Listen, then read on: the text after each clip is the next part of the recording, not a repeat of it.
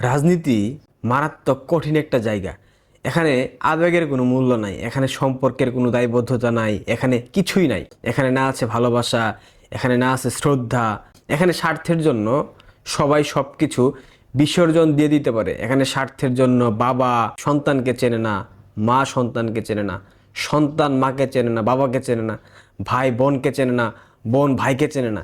এরকম অসংখ্য উদাহরণ বাংলাদেশের রাজনীতিতে আমরা দেখেছি, যার প্রত্যেকটাই মোটামুটি বিএনপির মধ্যে বেশি লক্ষ্য করা গেছে। ভাগ্যের কি নির্মম পরিহাস, যেই মা তার সন্তানের জন্য, তার সন্তানের চিকিৎসার জন্য বাংলাদেশের আইন শৃঙ্খলা রক্ষাকারী বাহিনী তাদের উপর কি আকুতি মিনতি, সে কি আর্তনাদ। আমার ছেলেকে সুস্থ করা যাবে না কোনোদিন, সেই জন্য আমি বলছি যে তারেক রহমানকে অবিলম্বে বিদেশে পাঠানো উচিত এবং সেই জন্য ও যেহেতু বিদেশে থাকবে, ও রাজনীতি থেকে দূরে থাকবে। এখন রাজনীতিতে আপাতত একদম বাইরে থাকবে, রাজনীতির বাইরে। সেই জন্য তিনি কোনো রাজনৈতিক কর্মকাণ্ডে অংশগ্রহণ করতে পারবেন না। অথচ তার সেই কুসন্তান তার মায়ের লাশ নিয়ে রাজনীতি করে ফেললো। যেদিন সেনাবাহিনীর ক্যান্টনমেন্টে ওয়াকারের আয়োজিত অনুষ্ঠানে বেগম জিয়াকে আমন্ত্রণ করা হয়, বেগম জিয়া যান, এরপর সেখান থেকে এসে এভার কেয়ার হসপিটালে তিনি অ্যাডমিট হন। তার দুদিন পরই বেগম জিয়া মারা গেছেন, কিন্তু মেটিকুলাস ডিজাইনের অংশ হিসাবে তার লাশটা সামনে আনা হয়নি, ঘোষণা দেওয়া হয়নি তিনি মারা গেছেন। এরপর বারবার বিএনপির শীর্ষ নেতৃবৃন্দ বহু নাটক সাজিয়েছে। এখানে তারেক রহমানের দেশে ফিরে আসার ব্যাপারটা ছিল সব থেকে বেশি গুরুত্বপূর্ণ এবং প্রয়োজনীয়, সেটাই করেছে বিএনপি।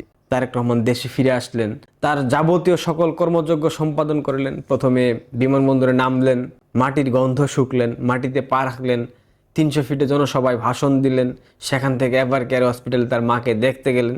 নির্বাচনে অংশ নেওয়ার জন্য ভোটার হওয়ার প্রয়োজন ছিল, নির্বাচন কমিশনে গিয়ে ভোটার হলেন।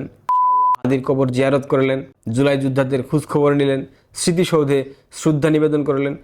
সকল কর্মযজ্ঞ যখন সম্পন্ন হয়ে গেছে, ঠিক তখন আজ ভোর সকাল 6টায় খালেদা জিয়াকে মৃত ঘোষণা করা হয়েছে। খালেদা জিয়া মরে গেছে আরো অনেক আগে।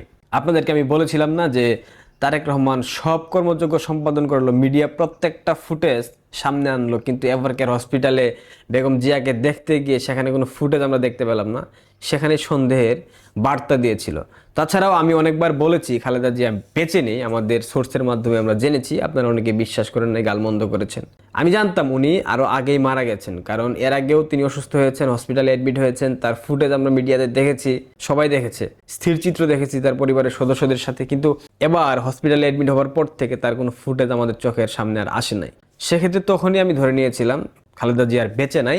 এবং এরপর আমি আপনাদেরকে জানিয়েছিলাম মানুষের ভাগ্য কতটা নির্মম হইতে পারে। যেই নারী, যেই মহিলা, তার জন্মদিনের কোনো ঠিক নাই, তার বিয়ের যেই কাবিননামা সেখানে একটা জন্মদিন, তিনি যে শিক্ষা প্রতিষ্ঠানে পড়াশোনা করতেন সেখানে একটা জন্মদিন, তার প্রধানমন্ত্রিত্ব যেই সনদগুলো আছে বা যেই নথিগুলো আছে সেখানে একটা জন্মদিন। আর সব থেকে লজ্জাজনক যে বিষয়টা, বাঙালি জাতির অবিসংবাদিত নেতা, জাতির জনক বঙ্গবন্ধু শেখ মুজিবুর রহমানের যে মৃত্যুবার্ষিকী 15 আগস্ট তাকে নির্মমভাবে পরিবার সমেত হত্যা করা হয়, সেদিন বেগম জিয়া এবং তার নেতাকর্মীরা ঘটা করে জন্মদিনের উৎসব পালন করতেন। জাতির জনকের মৃত্যু দিবসে তারা মিথ্যা একটা উৎসব পালন করতেন, মিথ্যা একটা ভুয়া জন্মদিনের উৎসব পালন করতেন। সেই নারীর মৃত্যু দিবসটা সঠিক দিবস কোনটা সেটা বাংলাদেশের মানুষ জানে না, সেটা তার দলের নেতাকর্মীরা জানে না। বেগম জিয়া ঠিক কত তারিখে মারা গেছেন এই বিষয়টা বিএনপি নেতাকর্মীদের মধ্যে আজীবন ধোঁয়াশা থেকে যাবে। যেমনটা তার জন্মদিনের তারিখের ব্যাপারে আমরা সত্যিটা কেউই জানি না, খোদ বিএনপি নেতাকর্মীরা জানে না, ঠিক তেমনিভাবে তার মৃত্যু দিবস সত্যিকার অর্থে কবে সেটা আমরা জানি না। এটা কিন্তু ইতিহাসের একটা বিচার, আপনারা যে যাই বলেন না কেন, এটা হচ্ছে কি ইতিহাসের বিচার। যে ব্যক্তি বারবার তার ভুয়া জন্ম দিবস সামনে এনেছে, সে ব্যক্তি তার সঠিক মৃত্যু দিবস বাংলাদেশের মানুষকে জানতে দিল না। সে জানতে দিল না বললে ভুল হবে, তার গুণধর পুত্র জানতে দিল না। তারেক রহমান তার মায়ের লাশের উপর ভর করে রাজনীতি করে দেশে ফিরলেন।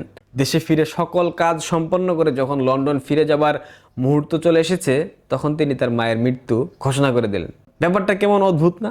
তারেক রহমানকে 2007 সালে যখন সেনাবাহিনী পিটিয়ে মাজা ভেঙে দিয়েছিল, তখন খালেদা জিয়ার আর্তনাদ দেখে, একজন মায়ের আর্তনাদ দেখে একজন সন্তান হিসেবে আমার ব্যাপক খারাপ লেগেছিল, মারাত্মক খারাপ লেগেছিল। কিন্তু এই মুহূর্তে আমার মধ্যে কোনো আবেগ কাজ করতেছে না, আমার মধ্যে কোনো ভালোবাসা, সহানুভূতি কাজ করতেছে না। কেন জানেন? 5 আগস্টের পর বিএনপি যা করেছে এবং খালেদা জিয়ার যে সমর্থন ছিল, তাছাড়াও শেখ হাসিনার যেদিন ফাঁসির রায় ঘোষণা করা হয় সেদিন তিনি সন্তোষ প্রকাশ করেছিলেন বেগম জিয়া। অথচ শেখ হাসিনা তার অসুস্থতার সংবাদ শোনার পর তিনি তাকে সমবেদনা জানিয়েছেন এবং আজকে তিনি মারা গেছেন বিএনপির চেয়ারপারসন বেগম খালেদা জিয়া, সেই ক্ষেত্রে বাংলাদেশ আওয়ামী লীগের উচিত ছিল না হিংসার মতো একটা চোখে দেখা, কিন্তু না, আওয়ামী লীগের সকল পর্যায়ের নেতাকর্মী এমনকি বঙ্গবন্ধু কন্যা শেখ হাসিনাও গভীর শোকাক্রান্ত হয়েছেন, শোক প্রকাশ করেছেন। এটা হচ্ছে গিয়া রাজনৈতিক শিষ্টাচার, যেই শিষ্টাচার বিএনপির মধ্যে বিন্দুমাত্র নাই। শিষ্টাচারের রাজনীতি বিএনপি কখনো করতে পারেনি, ভবিষ্যতেও করতে পারবে না। আমি আপনাদেরকে একটা ভবিষ্যৎবাণী করি, বঙ্গবন্ধু কন্যা আল্লাহ মাফ করুক যেদিন চলে যাবেন, আপনারা দেখবেন বিএনপি নেতাকর্মীরা নগ্ন উৎসব পালন করবে। যেমনটা 15 আগস্ট বঙ্গবন্ধু হত্যার পর ফ্রিডম পার্টির নেতারা করেছিল, পরবর্তীতে বিএনপি সেটার সিলসিলা বজায় রেখেছে, ঠিক তেমনিভাবে বঙ্গবন্ধু কন্যার কিছু হলে এরা দেখবেন হোলি খেলবে, রঙের উৎসব পালন করবে। এটা তাদের চরিত্র, এটা তাদের বৈশিষ্ট্য। সো এই মুহূর্তে সেই নেত্রী, যে নেত্রী 21 আগস্ট গ্রেনেড হামলা ঘটিয়েছিল, তার সন্তান, যে নেত্রী অসংখ্যবার আওয়ামী লীগের সভানেত্রীকে হত্যার চেষ্টা করেছিল, যে নেত্রী গণতন্ত্রকে গলা টিপে হত্যা করেছে, যে নেত্রী বাংলাদেশে মৌলবাদের রাজনীতিকে সামনে এনেছে, যেই নেত্রী জামাত ইসলামের মতো চরমপন্থী উগ্রপন্থী দলকে রাজনৈতিকভাবে প্রতিষ্ঠিত করেছে, সংসদে ঠাঁই দিয়েছে যুদ্ধাপরাধী রাজাকারদেরকে, তার প্রতি ভালোবাসা আসলে আমার আসবে না। কারণ আমি চাই সৃষ্টিকর্তা তাকে মাফ করে দিক, তিনি ভালো থাকুক পরপরে, বাট তার জন্য সহানুভূতি, মায়া, ভালোবাসা এগুলো আমার মধ্যে থেকে আসবে না। আর না আসলে সেটা আমি জোর করে আমি আপনাদেরকে দেখাইতে পারবো না।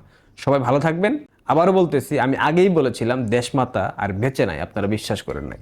দেখেন, যা ভালো মনে করেন, সৃষ্টিকর্তা ওনাকে ভালো রাখুক। ধন্যবাদ।